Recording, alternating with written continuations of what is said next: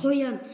Ертеде орманда бір қоян ауырып қалыпты. Қоян ем іздеп тоқылдаққа келеді.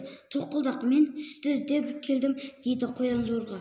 Сөйлеп, көптен бері ауырып жүрмін, емделейін деп едім. Тоқылдақ қоянның өңіне тесіле қарап, қай жерің ауырады деп сұрады. Қай жерімнің ауыратынын білмеймін, әйтеуір түлкінің қарасын көрсем дірілдеп әлсіреп қаламын, деді қоян. Тоқылдақ оны ауруын таппады. Қай жеріңде дерт бар екенін біле алмай тұрмын, үкіге барып көрші, деді тоқылдақ. Қоян үкі келді.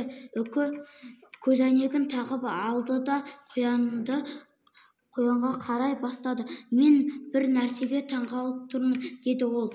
Неге? Деді қоян үнін зорға шығарып. Өкпеңде ішек, қарының да, бауырдың